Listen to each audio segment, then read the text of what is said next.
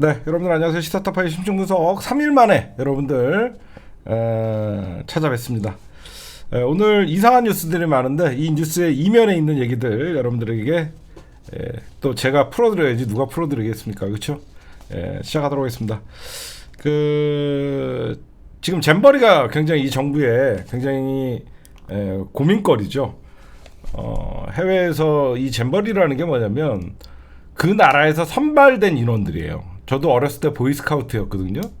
저도 어렸을 때 보이스카우트였는데 세계 잼버리 대회가 4년인가 5년마다 한 번씩 열리는 걸로 저는 알고 있어요. 근데 이 잼버리는 이 우리나라에 참가한 사람들 있잖아요. 그 나라에서 선발된 사람들이에요.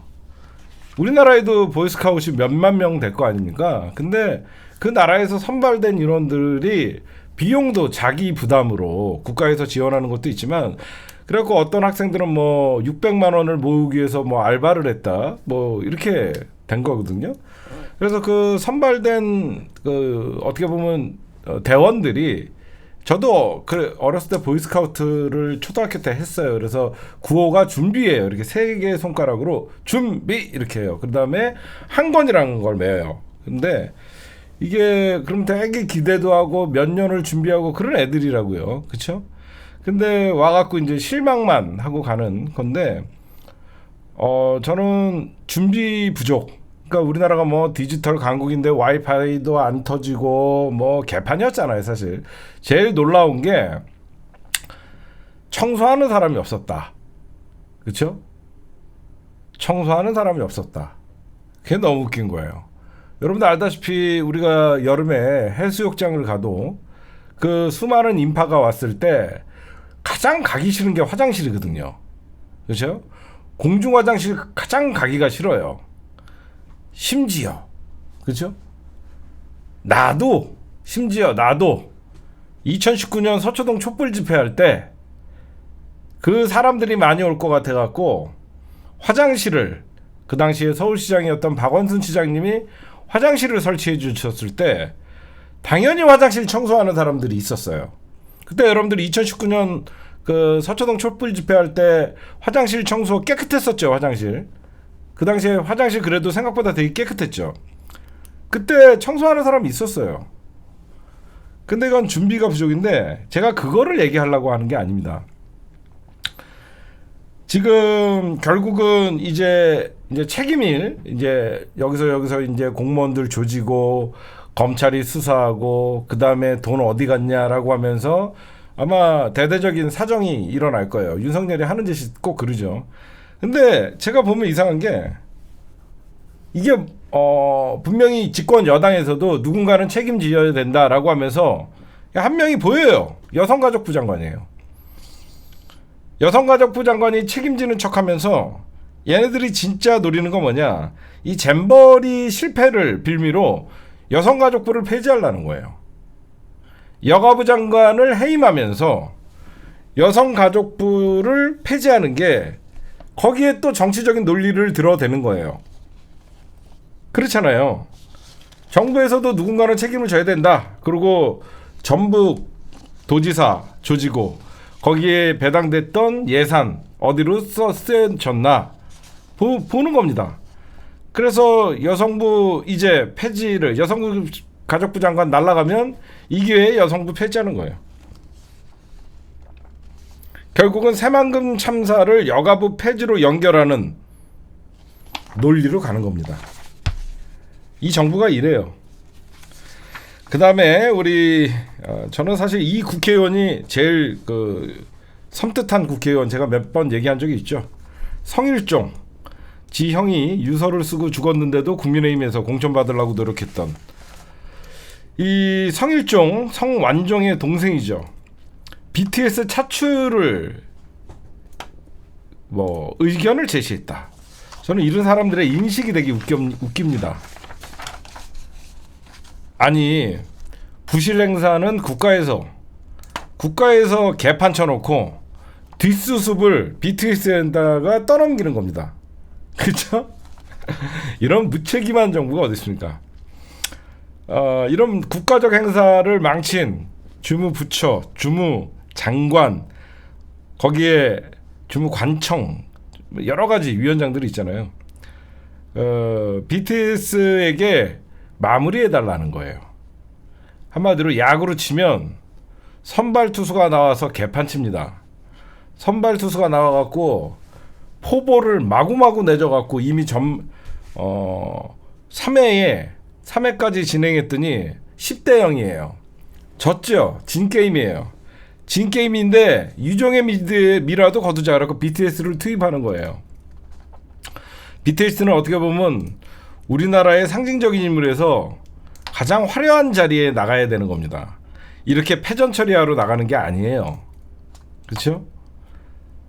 그리고 제가 이 주무부처 출입 기자들을 좀 만나서 얘기하다 보니까 이런 얘기가 나오더라고요.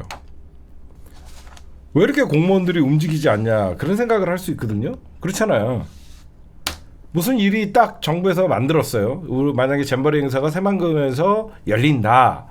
그러면 공무원들이 이게 준비가 안 되면 누구라도 야 이거 큰일 나겠다라고 하면서 막 솔선수범해서 공무원들이 움직여줘 일사불란하게 움직여갖고 예방책으로 준비를 해야 되는데 이 정부가 스타일이 어떠냐면요. 물어보니까 하나같이 한다는 소리가 07에는 진해가 안 돼요. 무슨 일이 잘 되거나 굉장히 좋은 평가를 받으면 정부 대통령 국민의힘 07에는 진해가 하고 공무원들한테 한마디로 공무원들에게 책임이나 이런 것들은 그러니까 얘네들한테 책임을 묻고 그러니까 권한도 주지 않으면서 그러니까 권한도 안 주니까 뭘 하려 그래도 대부분의 좋은 지도자들이나 좋은 어떤 뭐 공무원들 시스템이 잘 돌아갈 땐 그 부서장이 내가 책임지게 마음대로 해요. 그렇죠? 예전에 노무현 대통령이 그랬어요. 대통령 때 모든 건 내가 책임지게 하십시오.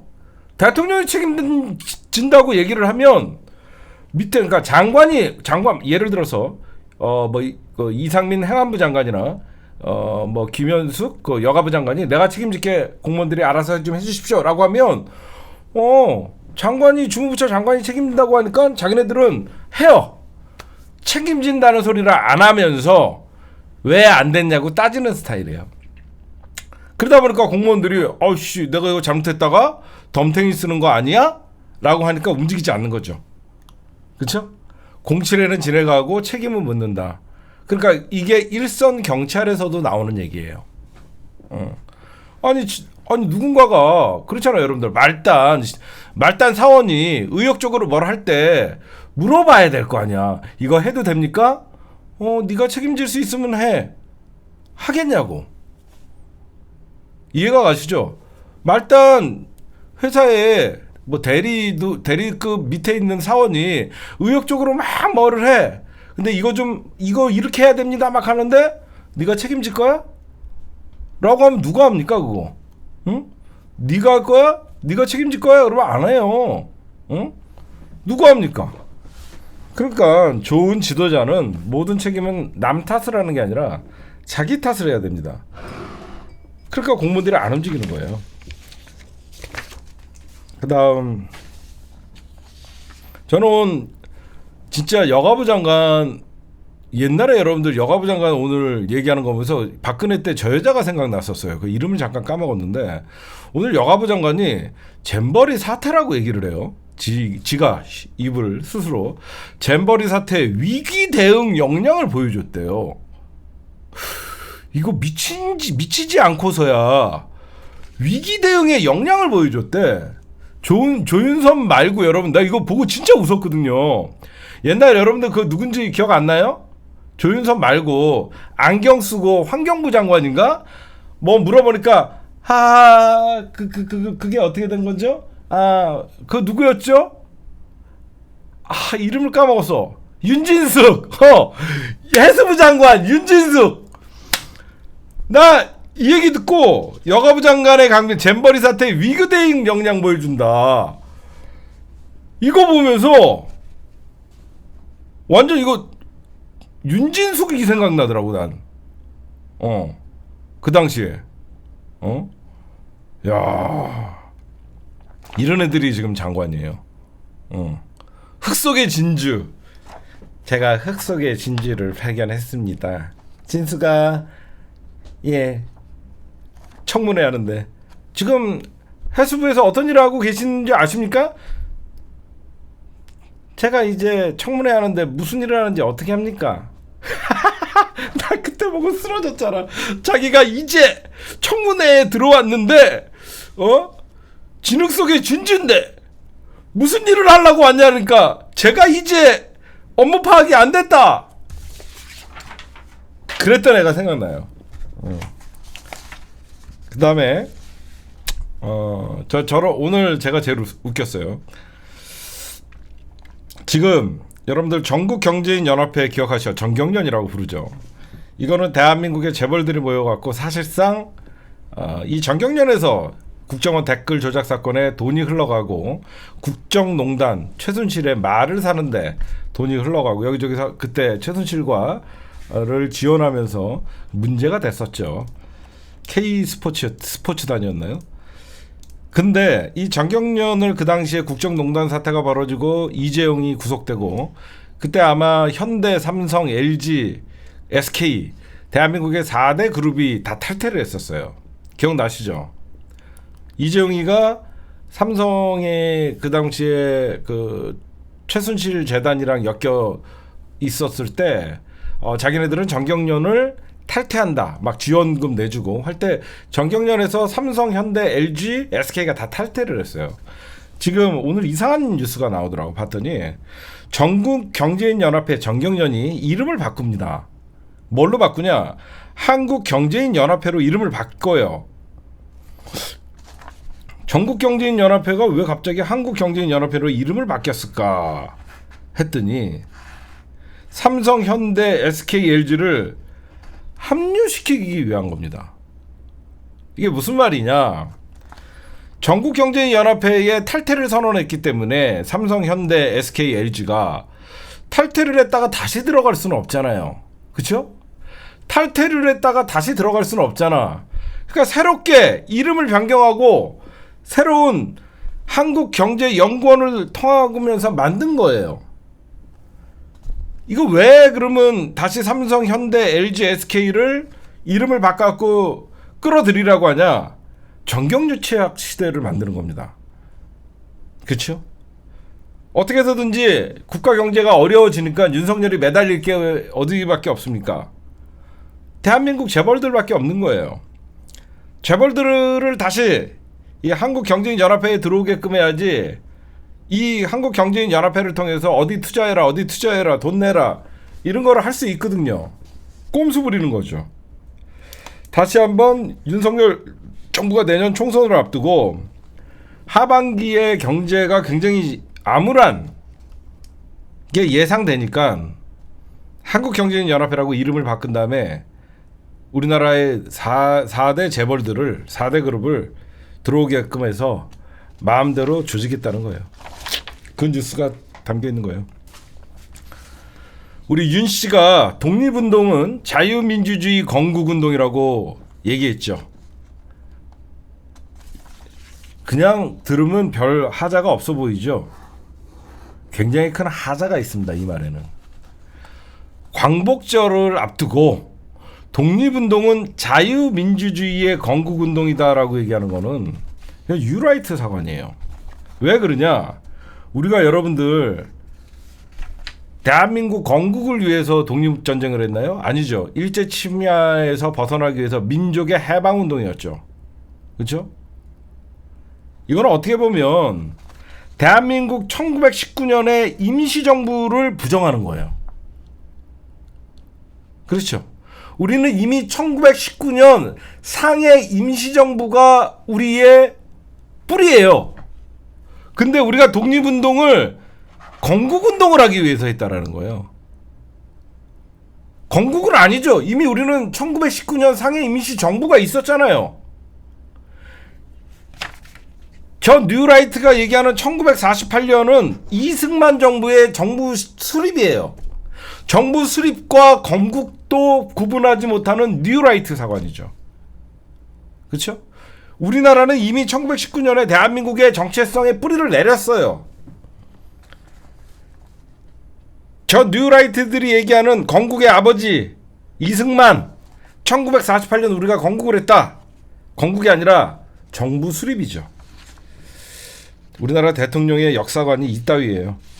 그냥 뉴라이트 역사관을 광복절을 앞두고 그래놓고 독립선언을 기억하라고 합니다. 독립은 대한민국은 해방 전에 국권이 침탈된 1910년 때부터 우리는 끊임없이 싸워왔어요. 그 끊임없이 싸우다가 우리가 3.1 만세 운동, 3.1 혁명을 통해서 3.1 혁명을 통해서 우리가 상해 임시정부를 수립한 거죠. 근데 또다시 1948년 8월 15일을 실질적 건국절로 만들려는 역사 왜곡이죠. 나쁜 놈들이죠. 그 다음에 또 이상한 뉴스가 있어서 하나 풀이해 드릴게요. 광복절 특사를 발표합니다. 그렇죠? 국정농단 사태에 연루된 최지성 전 삼성전자 미래전략실장 장충기 문자 한때 유행했었죠. 이 사람들은 제외가 돼요. 근데 여러분들 알다시피 광복절 특사는 법무부의 소관이죠. 법무부에서 추려서 대통령에게 재가를 밟는 겁니다. 뭐 다 저는 보지 않았어요. 국정농단 세력도 통과하지 못했어요. 근데 이상한 게 있어요. 문재인 정부 시절 청와대 특별감찰방 비리 의혹을 폭로했다가 징역 1년에 집행유예 2년이 확정돼서 구청장직을 상실한 김태우. 얼마 전에 김태우가 이것 때문에 강서구청장 날라갔잖아요. 김태우를 사면해 줍니다. 아주 예외적이죠. 이유가 김태우는 공익제보자라는 거예요. 그러면 왜 김태우를 사면했을까? 김태우 선고 나오라는 겁니다. 무슨 말씀인지 아시겠죠? 국민의힘이 김태우를 대신해서 공천을 하게 되면 니네들이 문제가 있었는데 다시 재보궐선거를 치르는데 또다시 공천을 하냐는 비판을 받을 수 있기 때문에 그냥 윤석열이가 사면을 해주고 김태우가 다시 나오는 거예요. 그래서 이 짓거리를 하는 겁니다. 이해하시죠? 김태우를 다시 강서구청장에 내보내기 위해서 사면해 준 거예요. 사실 김태우는 정확한 얘기는 얘가 청와대 시절 문재인 정부 청와대 특별감찰반에 있었잖아요. 얘는 사실 박근혜 사람이죠. 근데 문재인 정부에서 이런 애들을 속아내지 못한 것도 큰 문제였죠. 근데 제대로 된 나라면요, 그 정부의 비리를 폭로했다. 그래서 이 사람은 공익제보자가 아니라 정확히 얘기하면 얘는 스파이예요. 이런 애들은 사형시켜야 돼요. 국가를 운영하는 데 있어서 공익제보라는 민명 아래 스파이 짓을 한 거죠. 이런 애들은 사실 사형시켜야 됩니다. 비밀을 취급하는데 저런 애들은 주면 안 돼요. 그 다음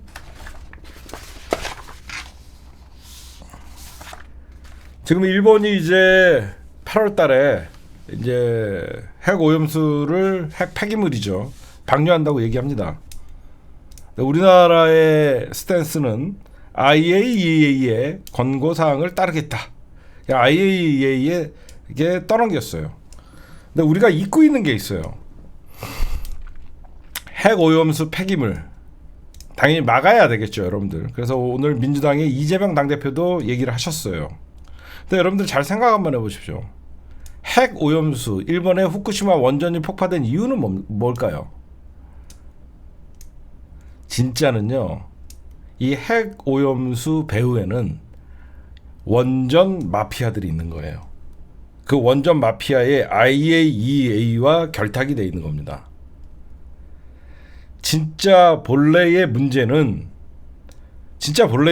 원전을 줄여나가야 되는 거예요. 그렇잖아요. 전 세계적으로 원전을 줄여나가는 게 맞는 거죠. 근데 일본의 이 핵 오염수를 비판하는 것도 있지만 정말 중요한 거는 전 세계가 원전을 점점점 없애야 되는 거예요. 근데 원전은 없어지지 않죠. 돈이 되는 사업이니까. 미국이 독점하고 있는 기술이니까. 무슨 말씀인지 아시겠습니까? 왜 원전이 IAEA에서 전 세계로 계속 퍼지게 되냐? 딴 거 아니에요. 이 원전의 원천 핵심 기술을 미국이 허가를 해주기 때문에 그래요. 미국의 허락을 받아야지 원전도 지을 수 있는 겁니다. 그래서 이 원전 배우들은 IAEA예요. 이런 것들을 알아야 되는데 지금 단순히 결국은 핵 발전소가 점점점 우리나라도 여러분들 우리나라 부산 쪽 기장 쪽에 쓰나미 한번 오면 우리나라는 사람 살 수 없는 사회가 돼요. 그리고 여러분들 원전이 왜 전 세계적으로 유럽을 중심으로 원전을 폐기시키자라는 운동이 벌어지냐면 인간이 만든 최대의 재앙이에요. 이 핵이라는 물질은. 왜 그러냐? 핵이 한 번이라도 원자력이 유출되면 인간이 제어할 수가 없어요. 화력발전이나 수력발전이나 풍력발전은 폭발하거나 문제가 생기면 우리가 가서 불을 끄거나 우리가 수리를 할 수가 있잖아요. 그렇죠? 원전, 화력, 수력, 풍력, 그렇죠? 이런 것들은 문제가 생기거나 폭발하거나 그러면 사람들이 가서 고치거나 우리가 불이 붙거나 그러면 얼마든지 우리가 진화를 할 수 있지만 원전은 인간이 할 수 없는 범위, 인간의 한계를 벗어난 거기 때문에 그래서 없애자고 하는 거예요. 근데 이게 돈이 되니까 미국이 독점을 갖고 있으니까 절대 양보하지 않죠. 그 다음 지금 이제 얼마 전에 서희초 초등학교 교사의 사망 사건이 벌어졌었죠. 그러다 보니까 인권과 교권이 부딪혔어요. 우리 사회는 너무 이렇게 이분법적으로 교권이냐 인권이냐 이런 거를 따집니다. 지금 윤석열 정부도 서희초등학교 교사의 자살 사건이 벌어지니까 엉뚱하게 학생 인권 조례를 폐지한다 그러면서 교권 강화를 외쳤어요. 진짜 중요한 거는 교권 강화가 아니죠. 교육을 살려야 됩니다. 교육이 이미 상업화되고 교육이 이미 교육의 한계를 벗어나서 경쟁 사회로 교육이 떠밀려다 보니까 그래서 교육이 망가지다 보니까 교권이 추락한 거예요. 원인을 알아야지 처방전이 나오는 겁니다. 그렇죠? 교권이 약해진 게 아니라 교육이 망했기 때문에 교권이 약해진 거예요. 그래서 제가 말씀드리고 싶은 게 교육 살리기 먼저 이 정부가 제대로 된 이제라도 수많은 교사들이 분노를 하고 애도하고 전국에서 많은 사람들이 울고 이게 남의 일이 아니다라고 하면서 정년까지 내가 버틸 수 있겠냐라는 현장의 교사들의 목소리 나오는 거는 교육이 상업화되기 때문이에요. 그럼 교육을 살리기 위해서는 어떻게 해야 되냐? 민주시민의 인권 소양 교육을 해야 돼요. 인성이 부족하니까 학생이 선생을 두드려 패는 겁니다. 제대로 된 교육을 받고 제대로 된 인성 교육을 받고 제대로 된 민주시민의 교육을 받았으면 선생이 아니래도 자기보다 나이 많은 어른을 어떻게 보면 스승을 주먹질할 수는 없죠. 교육이 망해서 그런 거예요. 그렇죠? 지금은 서희초 교사의 자살 사건은 교권 대 학생인권 대 교권의 대립구도가 아니라 대한민국 교육이 망가져서 그래요. 교육을 살려야 돼요.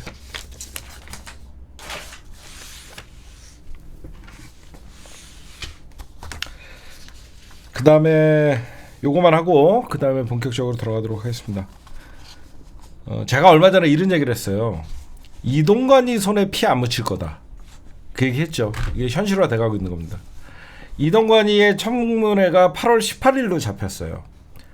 8월 18일 날로 이동관 방통위원장의 청문회가 잡혔는데 이미 방송 장악은 끝났어요. 생각해보세요. 오늘도 여러분들 2인 방통위 체제로 벌써 상임위원 2명을 임명을 했어요. 대통령이 추천한 임명 하나, 그 다음에 방통위원장이 임명하는 사람인 2명을 지네가 마음대로 임명을 했습니다. 이게 나중에 위헌 소지가 있겠지만 어떤 비판을 받더라도 얘네들은 그냥 밀어붙여요. 이게 본안 소송까지 가고 그러려면 시간이 꽤 걸리잖아요. 그러면 이동관이는 손에 피 하나 묻히지 않고 입성을 하는 겁니다. 지금 방통위원장 한상혁 방통위원장의 대신해서 대리인 자격으로 김효재가 모든 걸 하고 있다라고 제가 저번에 말씀드렸죠. 김효재가 KBS 수신료 분리 정책도 김효재가 밀어붙였어요. 지금 5인 합의체이잖아요. 방통위가 대통령이 추천 2명하고 국회에서 3명 하는 건데, 지금 오늘도 김효재 대리 방통위원장과 이상인이라는 방통위원 둘이서 모든 걸 다 처리했어요. 결국은 왜 그러면 김효재가 이렇게 발빠르게, 좀 있으면 여러분들 감사원이 검찰에 박문진 이사장 자료를 송부했어요. 감사원이 감사하고 문제 있다 검찰에 보내면 검찰이 수사하고, MBC 관련 자료 제출 불응했다라고 문제 삼고, 방통위가 검찰 수사 착수하면 지금 MBC의 권태선 이사장 해임 의결이 나설 것이고, 지금 아마 KBS와 MBC에 둘 다 동시에 날리려고 합니다. 그랬는데 김효재랑 이상인이가 어떤 사람을 임명했냐? 5.18 역사 왜곡하고 세월호 유족 폄훼했던 여러분들 변호사 중에 차규선이라고 들어봤죠? 응? 그 사람 임명하고, 응? 이런 사람들을 임명해놓고, 그 다음에 전 헌법재판소장을 임명을 하고, 서 전 헌법재판관은 삼성 관리 판사로 지목받은 인물이며 2013년 박근혜 씨가 직접 임명한 헌재 재판관이었고, 조선일보 방일영 장학회의 장학금을 받았던 인물을 바로 임명을 했습니다. 서기석 전 헌법재판관을 추천을 했고, 이거는 대통령이 추천한 거고요. 그 다음에 차기환 변호사는 세월호, 그 다음에 5.18을 역사를 왜곡했던 사람들이에요. 이 사람들이 방통위원회에 들어가는 겁니다, 지금. 그래서 왜 그러면 벌써부터 방통위원장 대리 체제로 운영되고 있는데 이런 짓거리를 하냐? 이동관이가 8월 18일 날 입성을 해도 탄핵당하지 않게 하는 겁니다. 그렇죠? 김효재가 했다 라고 하면 이동관은 탄핵 사유가 없는 거예요. 이런 꼼수가 숨어 있는 거예요. 방송장악을 이동관이가 했다라는 소리를 못하죠. 이동관이가 임명되기 전에, 이동관이가 방통위원장이 확정되기 전에 김효재가 KBS 사장, MBC 사장을 다 날려놓으면 나는 그때 방통위원장 아니었다 라고 들어가면 민주당에서 이동관이를 방송 장악했다라고 하면서 날릴 명분이 없는 거예요. 그 꼼수가 숨어 있는 거예요.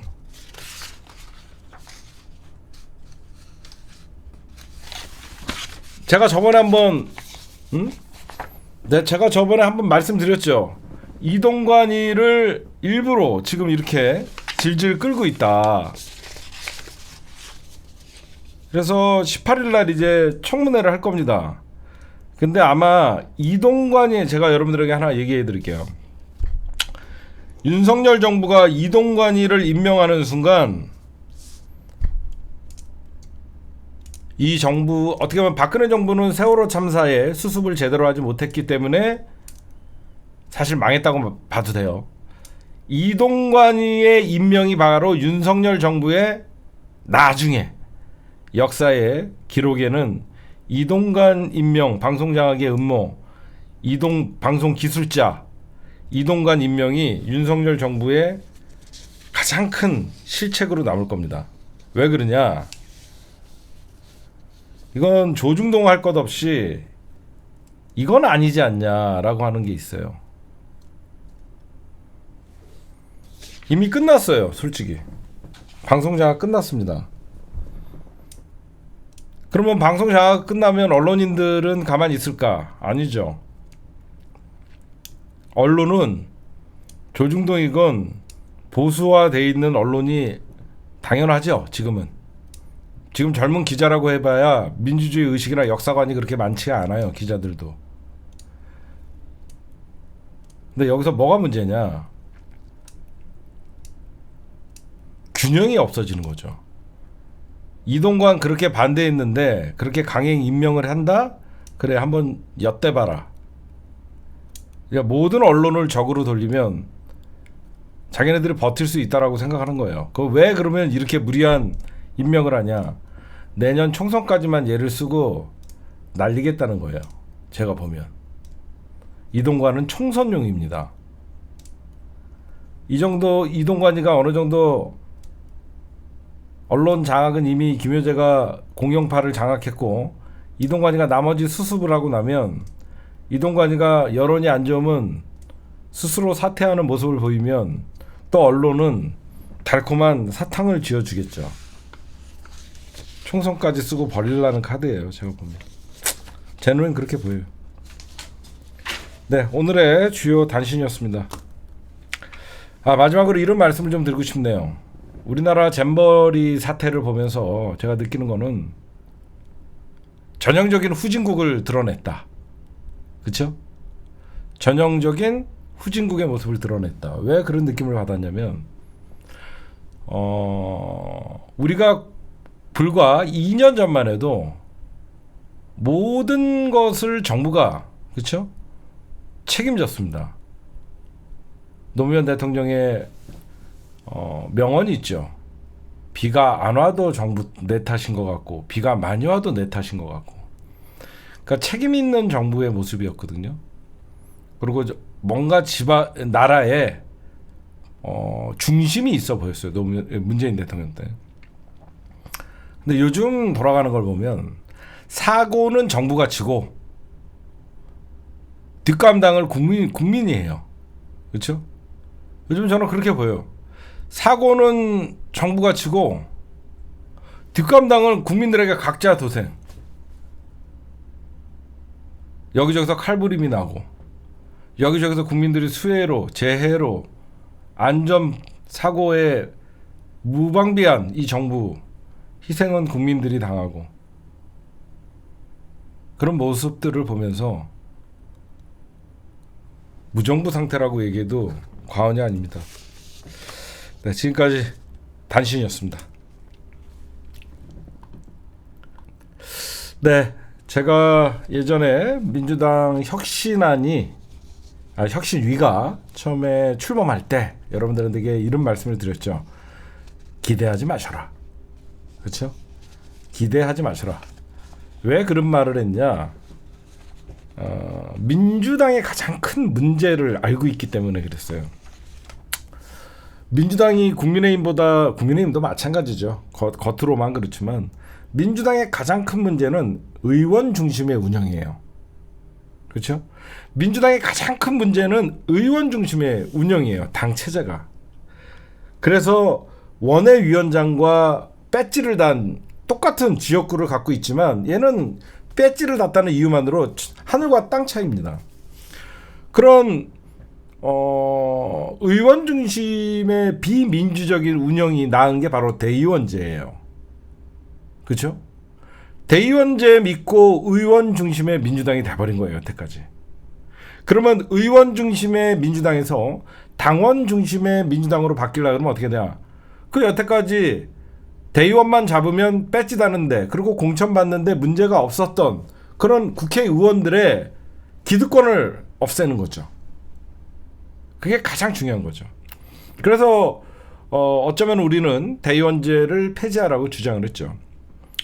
지금 민주당 혁신위는 사실상 이제 힘도 없고 어떤 동력도 없고 끝났어요. 혁신이 끝났습니다. 원래는 9월에 여러분들 정기국회가 열리죠. 국회는 9월이 정기국회에서 12월까지 쭉 갑니다. 그리고 나머지 열리는 국회는 임시국회예요. 국회는 정상적으로 하면 3달밖에 일하지 않는, 그것도 바꿔야 돼요. 정기국회라는 임시국회, 정기국회 이런 말도 저는 바꿔야 된다고 생각해요. 왜 국회는 3개월만 일합니까? 9, 10, 11, 12. 왜 4개월만 일합니까? 그렇죠? 국회는 1월부터 정기국회가 돼야 돼요. 저는 그렇게 생각해요. 왜 임시국회, 정기국회 왜 그런 짓거리를 합니까? 응? 아니 왜 국회는 4개월밖에 정기국회라 그러면서 일하지 않냐고요. 당연히 국회는 1월부터 12월까지 말 안 해도 국회는 열려 있어야 되는 거예요. 그래서 지금 원래는 김은경의 혁신위가 9월 정기국회가 열린 중간까지 일전에 여러분들 알다시피 9월 말인가 10월 초면 9월 말이죠. 국정감사가 시작돼요. 그것도 여러분들 예의 주셔야 돼요. 그래서 국정감사 전까지 혁신위가 혁신안을 던지고 민주당이 혁신안을 받을 것인지 그걸 통과시킬 건지 한 다음에 사실 민주당은 국감에 집중을 해야 되는 거예요. 그렇죠? 국감에 집중을 해야 되는 그 국회의 타임라인이에요. 그러면 국감이 끝나고 나면 바로 뭘 하냐? 예산결산위원회. 내년 예산에 대해서 국회가 그 예산 편성을 하고 예산 조정을 하죠. 그게 국회의 그 역할입니다. 근데 여기저기서 이제 노인 폄하, 뭐 비하, 뭐 이렇게 하면서 혁신위가 사실상 이제는 끝났다고 봐요. 뭐 기대도 안 했지만. 근데 혁신위가 이제 되돌아보면 그러니까 의제를 제일 처음에 저는 잘못했다고 생각해요. 국회의원 불체포 특권이라는 의제를 던졌죠. 그거는 비명계의 눈치를 본 거예요. 워낙 뭐 친명계 혁신이 아니냐라는 비판 조중동의 눈치를 보다 보니까 처음에 너무 시간을 허비를 불체포 특권이라는 얼토당토하는 거를 던지면서 저는 혁신이가 지금이라도 불체포 특권이라는 혁신안에 대해서는 걷어들여야 된다고 생각해요.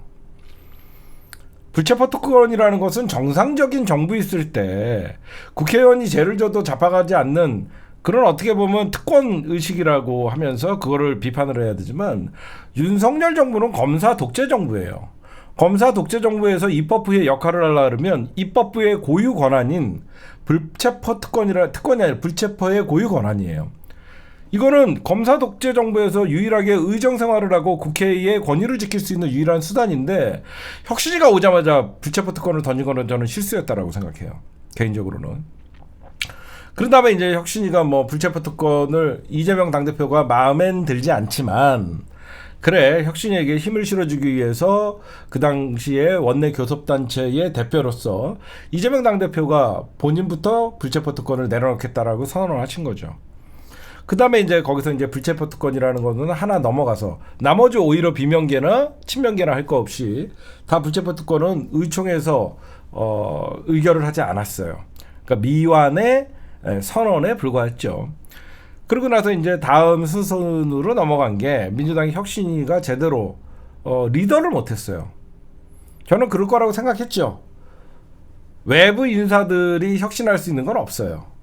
아까도 잠깐 서두에서 말씀드렸지만 의원 중심의 정당에서 외부 인사들이 할 수 있는 건 아무것도 없습니다. 그렇잖아. 뺐지 마음이지. 저 좀 있으면 떠나랜데 누가 걔 말을 듣겠습니까? 아 그래요? 3선 4선 민주당의 내가 이 당의 주인이라고 생각하는 그런 기득권이 팽배해 있는 의원 중심의 민주당에서 외부 교수들이 몇 명 모여갖고 혁신안 짠다 그래갖고 그 사람들이 쳐다나 보겠냐고요. 응? 누가 쳐다봐? 쟤네 좀 있으면 없어질 애들인데 누가 그 혁신이 예 하면서 듣겠냐고. 안 된단 말이에요. 그래서 제가 처음부터 혁신위가 대의원제 폐지라는 화두만 던져도 그건 성공이다. 기억나시죠? 제가 혁신위한테 큰 기대하지 마라. 대의원제 폐지만이라도 던져놓고 가면 나머지는 당원들이 해결하면 된다. 왜? 그거를 전당원 투표에 붙이면 되거든요. 제가 여러분들의 애초에 혁신위를 기대하지 말라고 했어요. 응? 그럼 여러분들 생각해 보시면 이 대의원제 폐지라는 혁신위의 안건이 나왔어요. 그래갖고 원래는 어젠가 오늘인가 발표하려고 했다가 8월 10일 날 이제 의견을 제시한다는 거예요. 응? 의견의 제시, 그러니까 혁신위가 어떻게 되는 거냐면 혁신위에서 만약에 여러분들이 이번에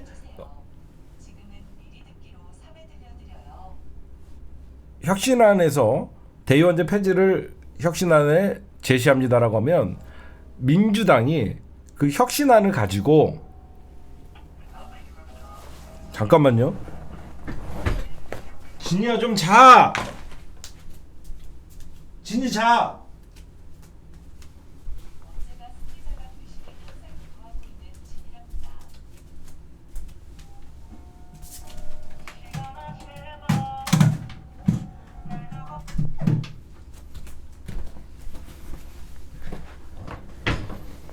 죄송합니다. 갑자기 진이가 음악을 틀어요. 그래서 혁신안을 이제 혁신위에서 던지면요, 그 혁신안을 가지고 민주당 지도부가 의총에다가 올리는 거예요. 순서가 혁신안을 혁신위가 이러한 혁신안을 저희가 모았습니다라고 던지면 민주당의 최고위가 이걸 의총에다 붙이는 거예요. 그래서 의총에서 이 혁신안을 어떻게 할 것이냐, 표결로 할 것이냐, 전원 찬성으로 할 것이냐, 이렇게 가는 겁니다. 그래서 이번에 이제 10일 날 민주당 혁신위가 대의원 제의 폐지가 아니에요. 축소. 저는 여러분들에게 말씀드렸었죠. 폐지 안 될 거다. 그렇죠? 폐지는 안 될 거다. 근데 왜 폐지를 주장해야 되냐? 폐지를 주장해야지 축소를 할 때 우리가 양보해주는 느낌이 들잖아. 처음부터 축소해라고 하면 축소 안 된다 그러면 끝이잖아. 그렇잖아. 처음부터 우리가 대의원제 축소해라, 표의 등가성 축소해라, 1대 100에서 뭐 1대 20으로 해라, 그러면 우리가 처음부터 우리가 양보해 가면 안 되잖아. 처음에는 폐지가 어렵더라도 폐지를 주장해야지, 폐지는 안 된다 그럼 축소하자 라고 하면 되는 거거든. 응? 적어도 제가 취재한 바에 의하면 1대 20, 1대 10 요 정도, 1대 20이 유력한 것 같아요. 이 정도만 돼도 돼요. 지금은 거의 80대 1이거든요. 권리당원 80명 대 대의원 1표. 그러니까 어때요? 대의원 30명만 그 지역에서 국회의원이 잡고 있으면 38에 24, 2400표를 잡고 있는 거예요. 그러니까 어떻게 새로운 그 지역구를 노리는 사람이 이 사람을 어떻게 이기냐고. 이해가 가세요? 한 지역의 대의원이 많게는 90명? 막 그 정도 되죠. 50명에서 90명 정도 될 거예요. 그쵸? 50명에서 20명, 90명 정도 될 거야. 그 대의원제 90명에서 반, 50명만 내가 잡고 있어도 4,000표를 이미 갖고 있는 거야. 4,000표를 내가 확보하고 있는데 어떤 사람이 경선 붙자라고 해도 이 사람이 4,000표를 어떻게 이겨? 4,000명, 이 사람은 50명만 꼬시면 되고 이 사람은 4,000명을 모집해야 되는데, 응? 1대 20만 해도 전혀 밀릴 게 없어요. 생각해보세요. 대의원 과거에는 50명만 하면 4,000명인데 20명, 20표다. 그럼 5, 20, 1,000표밖에 안 돼. 1,000표. 1,000표밖에 안 돼. 4분의 1로 확 줄어드는 거지. 응? 마음 같아선 1대1이 좋죠. 근데 1대1은 사실상 대의원제를 폐지하는 거니까. 1대1은 사실상 대의원제를 폐지하는 거기 때문에 내가 볼 때는 대의원제 폐지는 어려울 거예요. 지금. 그렇게 되면 민주당이 거의 이제 전면전으로 갈 거예요. 그러면 절충안이라는 게 필요하잖아. 정치는 타협과 양보의 정신인데, 그럼 대의원제 폐지를 저쪽에서는 안 봐주면 이제는, 그래서 정청래 의원이 끊임없이 대의원제를 폐지를 주장하는 거야. 폐지가 안 되면 표의 등가성을 조정하자. 제가 알기로는 대의원제 축소로 가닥이 잡혔는데, 이게 이제 원래는 10일 날 김용균 혁신위가 대의원제의 어떤 축소의 안을 올리면 민주당이 그 다음 주에 의총을 열어서 이거에 대해서 어떻게 조정할 것이냐라고 하면서 경론을 하는 거죠. 근데 그 경론을 하게 되면 엄청난 또 파행이 오고 또 싸움이 벌어지니까 지금 민주당이 어떻게 지금 미뤘냐면 8월 28일에서 29일 날 정기국회를 앞두고 민주당이 워크숍을 해요. 워크숍. 항상 하는 거야. 이게 무슨 말이냐면 9월 1일 날 정기국회가 열리죠. 그러면 항상 민주당이나 다른 정당도 8월 말일 날 워크숍을 해요. 이 워크숍은 뭘 하냐? 정기국회 때 뭘 할 것이냐? 정책을.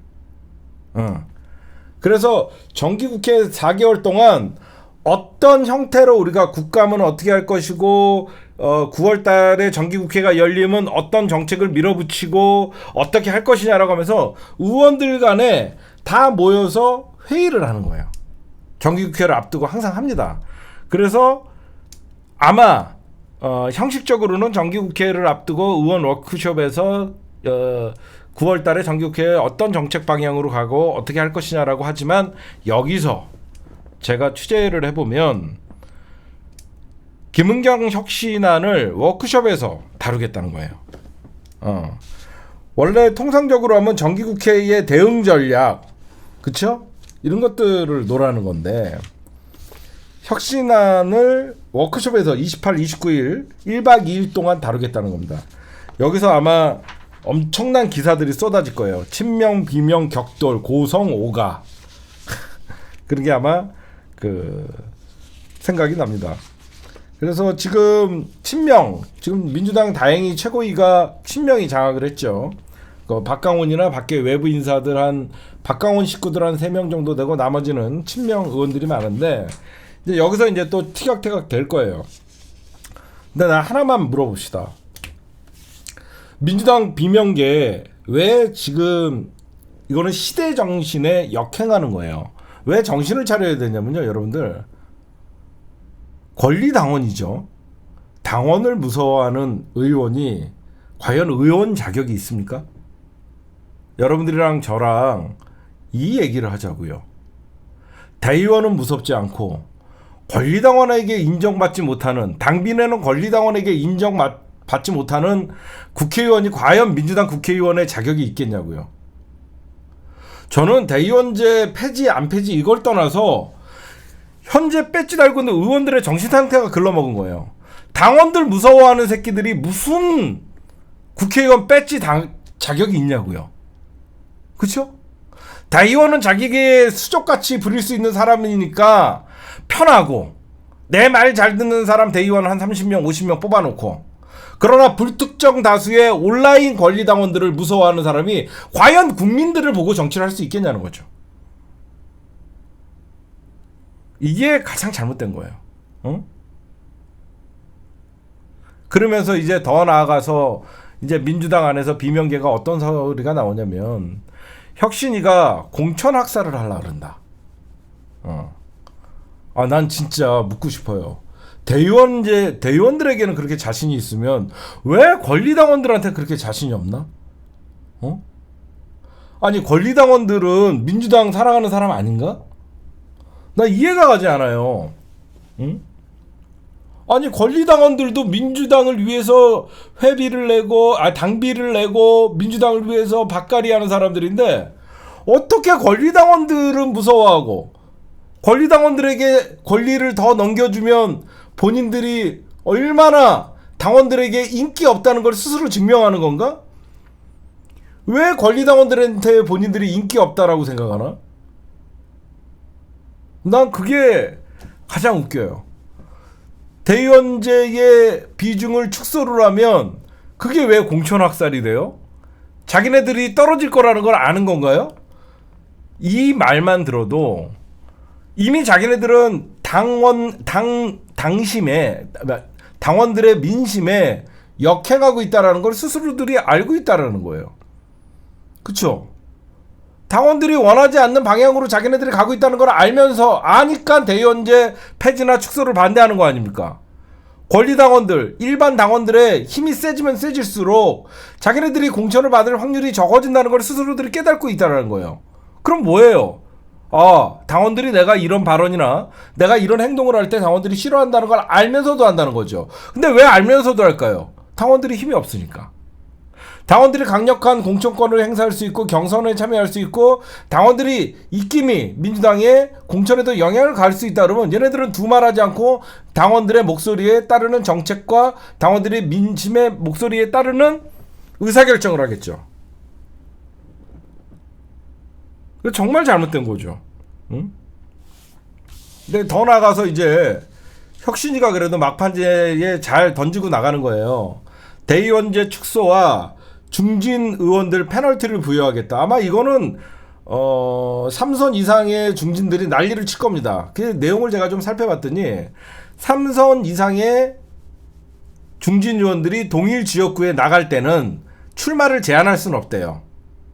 제가 왜 이거 출마 제한을 안 했나 했더니 삼선 의원들에게 동일 지역구 출마를 제한하면 헌법에 위배된대요. 그래서 고육책으로 3선 이상이 자기 지역구에 또 나가려 그러면 그 사람이 받은 표의 50%를 페널티를 준다는 거야. 한마디로 내가 우리 지역에 대의원들 다 잡고 있고 권리당 당원들 다 잡고 있어. 그래서 경선 통과가 한 4,000표야. 그래서 이미 나는 4,000표 확보했어. 그러니까 당원들 목소리 안 듣는 거거든. 근데 3선 이상이라서 내가 50% 페널티를 받으면 4,000표를 받았지만 나는 2,000표밖에 인정이 안 되는 거야. 그럼 어때요? 나머지 안정권에 들어가기 위해서 당원들을 모집하겠죠. 그렇게 하면 어떻게 해요? 권리당원들에게 잘 보이려고 하겠죠. 응? 지금 현재 혁신위가 생각하고 있는 것은 기존에 있던 중진, 즉 3선 이상을 중진이라고 하거든요. 3선 이상이 자기 지역구, 동일 지역구에 출마할 때는 50%의 페널티를 주겠다는 거야. 그럼 그 사람이 만약에 경선에서 만약에 나랑 전해철이랑 붙었어. 근데 전해철이 5,000표 받았어. 내가 신인 정치인이야. 그러다 보니까 나는 3,000표밖에 못 받았어. 졸라 열심히 했는데 나는 3,000표 받고 전해철이는 기존에 있던 거 그냥 5,000표 받았어. 근데 전해철이는 50% 감액이니까 2,500표야. 그래서 내가 이기는 거야. 그러면 신인 정치인들에게는, 그러면 새롭게 도전하는 사람들에게는 더 가산점을 주는 거지. 예를 들어서 내가 만약에 2,000표를 받았어. 근데 신인 정치인 가산점이 20%다. 그러면 2,400표가 되는 거야. 그렇게 한다는 거야 지금. 응? 지금 근데 이거는 그러니까 이렇게 하면 우리가 어떻게 이길 수 있어요? 우리 이러면 공천 학살이에요. 정신을 차리자. 응? 당원 무서워하는 정치인들 정치하면 안 된다. 진짜. 그러면 당원들에게 잘 보여야지. 응? 박용진이 같은 애들이 없어지는 거예요. 맨날 뭐 쓴소리. 이상민이 박용진이 같은 애들 없애는 가장 빠른 길이 뭐냐? 당원들의 목소리를 높이면 돼요.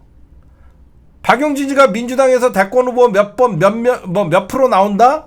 민주당 자체에서 투표해봐라. 그 퍼센트가 나오나? 당원들의 목소리를 반영을 하면 박용진이 같은 애들은 민주당 전당대회에서 대통령 후보로 나오지도 못해요. 민주당 전당대회가 거지 같은 룰을 갖고 있기 때문에 박용진이 같은 애가 2등하는 거예요. 왜? 권리당원의 비중이 얕으니까. 쓰잘데기 없는 여론조사의 비중을 50% 주니까. 그러다 보니까 역투표가 가능한 것이고, 국민의힘 1배, 뚱배, 3배, 4배, 똘배, 해배, 이런 해배, 뭐 이런 한배, 뭐 이런 도라이 새끼들까지 전부 들어와갖고 박용진 다 찍으니까 박용진이가 민주당의 대선 후보 이재명 다음에 되는 거예요. 민주당 당원들을 중심으로 민주당 대선 후보 뽑으라고 해봐. 박용진이 소수점 나와. 소수점. 당연한 거예요. 국민의힘보다도 비민주적인 게 민주당이에요. 응? 이때다 싶어갖고 우리 낙엽이 한다는 소리가 김은경 혁신안은 굉장히 답답합니다. 혁신의 핵심은 도덕성 회복과 당내 민주주의입니다. 이런 개소리를 합니다. 내가 얼마 전에 뭐라 그랬어? 혁신이 도덕성 회복이다. 그쵸? 여러분들, 당내 민주주의, 민주당이 당내 민주주의가 가장 안 되는 게 뭐예요? 대의원제예요. 민주당이 가장 당내 민주주의가 안 되는 게 의원 중심의 구도이기 때문에 그런 거예요. 그렇잖아요. 의원 중심의 구도이기 때문에 당내 민주주의가 없는 거예요. 당원들의 요구를 들어주지 않는 정당이 민주정당이에요?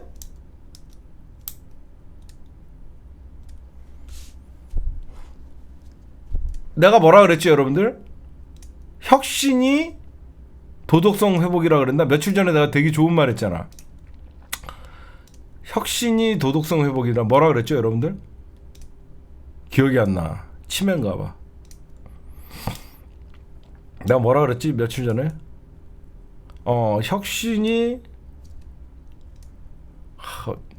뭐라고 썼는데 내가 혁신을 해야 도덕성이 회복된다. 혁신을 해야 도덕성이 회복되고 그 혁신의 중심에는 대의원제 폐지가 있는 거고 당내 민주주의가 있는 거예요.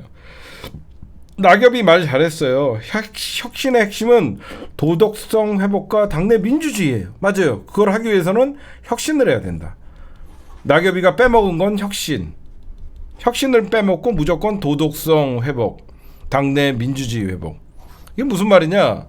도덕성 회복은 이재명 당대표의 사법 리스크를 돌려깐 거고, 당내 민주주의라는 것은 개딸이라는 보이지 않는 이젠 지금 여러분들 주위에 개딸 없어요. 응? 개딸이라고 하면서 뭐 다구리를 친다. 그래서 이거는 안 된다라고 하면서 도덕성 회복이라고 하는데, 저는 이제 더불어민주당의 개딸은 정치의 전면에 나오지 않아 있어요. 여러분들 대선 때나 개딸들이 많이 보였지 지금 여기저기 다니면요 개딸들 없어요. 개딸들은 선거 때 모여요. 그래서 제가 개딸이라는 말을 하지 말라 그랬잖아요. 처음부터 워딩에서 이거 싸움 진다. 워딩에서 싸움 지는 싸움이다. 민주당의 청년 정치 세대는 이미 먹고 살기 힘들어서 한 발짝 뒤에 가 있어요. 선거 때 뭉치는 거예요. 더불어민주당의 젊은 청년 위원들은 선거 때 뭉치는 사람들이에요. 응? 그래서 지금 민주당이 이번에 이재명 당대표가 승부수를 띄워야 돼요. 제가 보면 왜 이재명 당대표가 승부수를 띄워야 되냐면, 여론조사 제가 저번에 한번 예상을 했죠. 좀 있으면 서울이랑 수도권 지지율 폭락할 거라고. 여론조사 기법이에요. 내 주위에서 윤석열 정부 칭찬하는 새끼 한 명도 없어요. 정치에 무관심하고 국민의힘 지지했던 사람들도 윤석열 칭찬하는 새끼 한 명도 없어요. 근데 여론은 계속 요즘 이상한 여론조사 기관들 뭐 매트릭스 뭐 이러면서 이상한 여론 기관들이 나와갖고 민주당 서울에서 국민의힘에게 뒤져 이런 기사가 막 나옵니다. 워딩 하나만 바꿔도 민주당이 지는 여론조사의 기법이에요. 제가 볼 땐 그래요. 근데 이 여론조사 보세요. 이재명 때문에 수도권에서 이재명 리스크가 수도권에 발목을 잡고 있다. 이걸 얘기하고 싶은 거예요. 지금. 그래서 수도권 지지율 떨어지면 이재명을 지지했던 수도권의 민주당의 의원들 중에 수도권이 제일 많잖아요. 반 이재명 세력으로 바꾸려는 거예요. 오늘 조선일보 기사 완전 소설 썼죠. 조선 소설. 문재인 대통령이 친문 정치인 모이라 그랬다. 완전 싸움 붙이려고. 아니면 말고 식의 기사를 던집니다. 좀 슬픈 얘기 하나만 할게요. 검찰이 이재명 당대표 영장 칩니다. 영장 쳐요. 설마가 아니라 쟤는 쳐요. 그게 다음 주가 될지 다다음 주가 될지 몰라요. 다음 주가 될지 다다음 주가 될지 모릅니다, 여러분들. 그래서 우리는 각오하고 있어야 돼요. 진짜. 영장 치면 아마 비회기 때 칠 가능성이 정기국회가 열리면, 그래서 뭐 8월 16일 이후다라고 얘기를 하는 거예요. 광복절 특사 이후에 영장을. 그래서 지금 엊그저께 이화영 전 평화부지사의 재판이 중요했다. 그런 얘기들이 나오는 거예요. 지금 이재명 당대표가 영장 치면 법원에서는 뭐 도주 우려, 증거인멸, 말도 안 되는 일이죠. 당대표가 도주 우려가 있고 증거 인멸할 게 뭐가 있습니까? 지금 지네가 다 잡아갖고 면회도 안 시켜주면서. 그러니까 말도 안 되는 거 갖고 영장 칠 거예요. 그래갖고 정기국회가 열리자마자 여야를 극한 대립 속에 만드는 거고, 민주당이 과연 이번에 이재명 당대표 영장 칠 때 비회기니까 이재명 당대표는 그냥 영장 실질 심사를 받으러 가겠죠.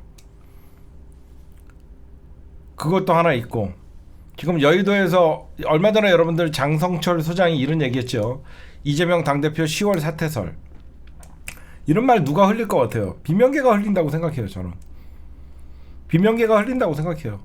장성철 소장이 약 먹지 않은 이상 자기가 누구한테 들었다라고 얘기하면서 그걸 방송에서 얘기할 수 있는 게 건이 아니에요. 분명히 누군가에겐 들었죠. 들어서 자기가 이름은 밝히지 못하지만 그걸 방송에서 얘기를 한 거죠. 제가 취재한 바에 의하면 김두관은 아니에요. 김두관은 아닌데 지금 비명계나 내년 총선 이재명 수도권에서 지지율 안 나온다 군불 떼는 거야. 지금 여론조사 기관들이 이재명 갖고는 민주당 참패한다.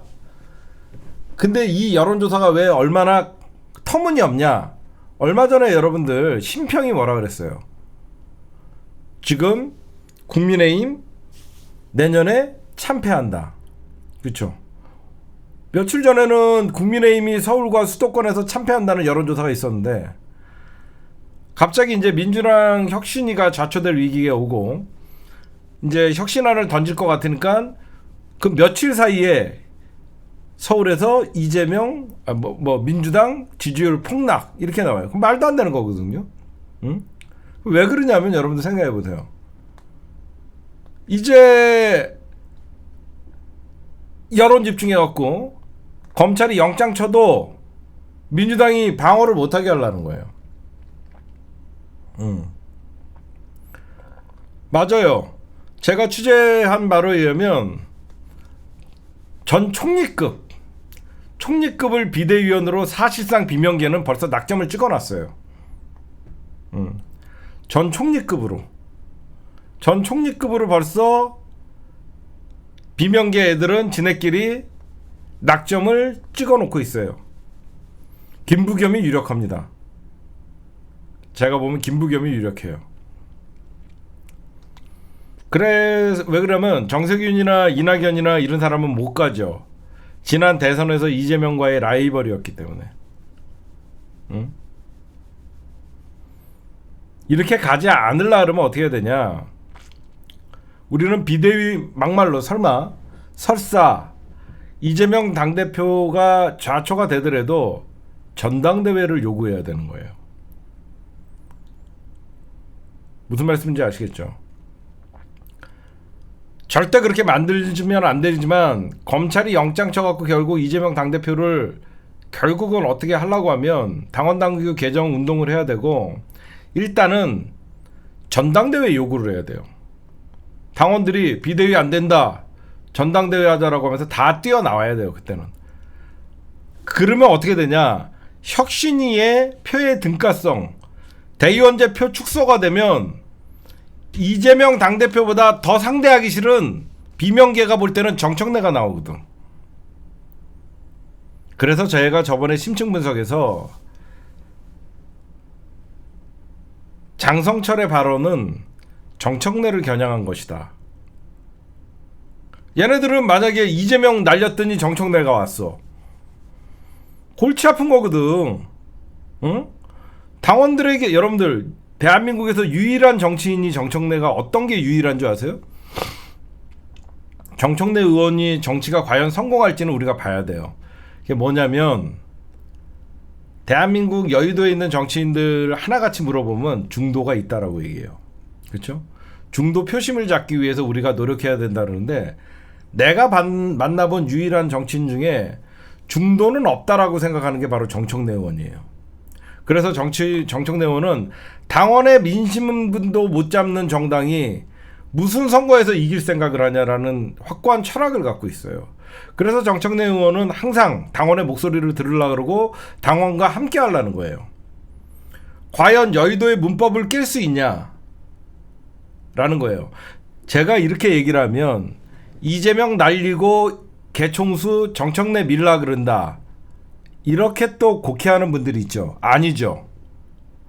전당대회 열자라고 요구를 하고 전당대회를 열면 보나마나 정청래가 된다는 생각을 하면 이재명 당대표를 날릴 수가 없는 거예요. 이해를 하십니까? 이재명 날려봤자 정청래 온다라고 생각을 하면 이재명을 날리지를 못하는 거예요. 차라리 이재명 당대표 체제에서 선거를 치르는 게 낫겠다라고 생각을 하는 거죠. 왜? 정청래는 삼선에 나름 배짱이 있잖아요. 그리고 정청래는 민주당의 선당우사한 전력이 있기 때문에 함부로 정청래한테 이래라 저래라 하질 못해요. 정청래 의원은 지난 총선에서도 억울하지만 탈당하지 않고 끝까지 남들 선거운동을 뛰었던 더 큰 유세단이라는 말도 안 되는 일을 했거든요. 이해하시죠? 누가 봐도 선당우사의 정신은 정청래잖아. 김종인이가 안 된다고 봐요 해도 진짜 울면서 받아들이겠다. 국회의원에게 배지를 뺏어가는 거는 진짜 죽으라는 소린데, 진짜 김종인의 그 말도 안 되는 컷오프를 정책노원 받아들이면서 오히려 자기도 국회 얼마나 들어가고 싶었겠어. 남들 선거 덕후 유세단이라서 남들 선거로 다녔던 사람이야. 그래서 민주당의 의원들 중에서는 보이지 않게 정청래 의원에게는 찍소리 못하는 사람들이 많아요. 그래서 제가 말하는 거 절대 곡해하지 마십시오. 만약에 저들이 검찰과 비명계가, 검찰은 이재명 당대표에게 영장을 치고 민주당 배지들이 만약에 전당대회로 가자, 비대위로 가자라고 하면 우리는 누구 맘대로 비대위로 가냐? 전당대회로 가자로 해야 되는 거예요. 여러 가지 경우의 수가 있지만 그러면 쟤네들이 짱구를 굴릴 거 아닙니까? 이렇게 가면 정청래가 된다. 정청래는 이재명보다 더 통제가 안 된다. 그쵸? 그러면 이재명이 낫다. 이렇게 되는 겁니다. 왜? 민주당에서 이재명을 날렸던 비명계가 되느니 차라리 이재명과 함께 총선을 치르겠다가 돼야 되는 거예요. 그러면 비명계도 이재명을 지키기 위해서 당원과 지지자들이 투표장에 나온다가 되는 겁니다. 그래서 제일 중요한 게 대의원제 축소만큼은 통과시켜야 돼요. 아마 이재명 당대표가 여기에 승부를 걸 겁니다. 대의원제 표의 등가성 축소, 그 다음에 3선 이상의 중진 의원들의 한 동일 지역구 출마는 페널티, 요거 두 개만 해도 성공이에요. 전우는 감돌고 있어요. 저들은 공천 학살이라고 합니다. 대의원제 표의 등가성을, 표의 비중을 축소를 하면 이거는 공천 학살이라고 얘기해요. 저는 묻고 싶어요. 왜 권리당원들의 힘이 세지면 본인들을 안 찍을 거라고 생각하는지 그 생각부터 바꿔라. 그쵸? 안 그래요? 당원들은 좋은 의원들에게는 얼마든지 투표한다. 왜 대의원들은 자기를 찍을 거라고 생각하고 권리당원의 경선 참여가 확대되는 거에 대해서 왜 두려움을 갖냐? 본인 스스로들이 당원의 목소리에 정반대로 스스로들이 행동을 하고 있다는 것을 입증하는 것이다. 응? 니들이 당원들의 목소리에 역행을 한다는 것을 스스로들이 자인하는 것이다. 그러니까 대의원제의 표의 등가성, 표의 어떤 축소는 이거는 민주당 의원들이라면 반대할 이유가 없다. 그렇죠? 혁신안이 결국은 도덕성 회복이다. 이런 말씀을 좀 드리고 싶어요.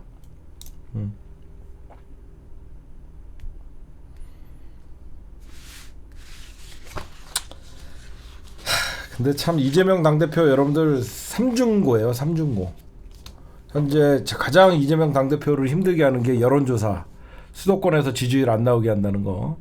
거기에 두 번째 혁신위가 사실상 좌초되어 갖고 이제는 비명 대 친명이 전면전을 해야 되는 위기고, 그 다음에 검찰이 얼마 전에 조선일보에서 발표한 동봉투 사건 줄줄이 소환할 테고, 이런 것들이 어떻게 보면 수도권, 그 다음에 이화영 전 부지사의 재판, 검찰이 백현동 사건,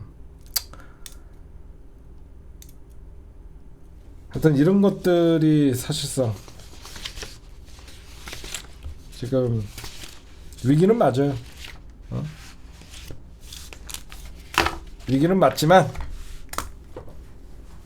당원들의 요구를 들어줄 수 있는 민주당이 되라. 이낙연 말대로 당내 민주주의 회복은 뭐야? 국회의원들에게 힘을 실어주는 게 당내 민주주의 회복인가? 아니죠. 우리가 비록 1,000원씩 내지만 가끔 2,000원씩 내는 사람들도 있지만 그 100만 명이 1,000원씩을 내면 엄청난 돈을 내는 민주당의 당원들이 당연히 당원의 목소리를 들어줘야지. 야, 이럴 때는 국민의힘 좀 배워 이 새끼들아. 국민의힘은 100% 권리당원 투표해 이 새끼들아. 여론조사가 어딨어 이 새끼야. 민주당 당대표를 뽑는데 왜 국민의힘 애들이 투표를 해 이 새끼들아. 안 그래? 민주당 당대표를 뽑는데 왜 여론조사를 봐? 생각해봐. 민주당 당대표를 뽑는데 왜 국민의힘 애들이 여론조사를 하냐고. 정신 나간 거지. 응? 혁신이 곧 도덕성 회복이다. 알겠죠? 그거 계속 주장해서요. 비명계는 도덕성 회복이 먼저다 그러면서 이재명은 겨냥하니까 그래 도덕성 회복 중요하니까 혁신하자.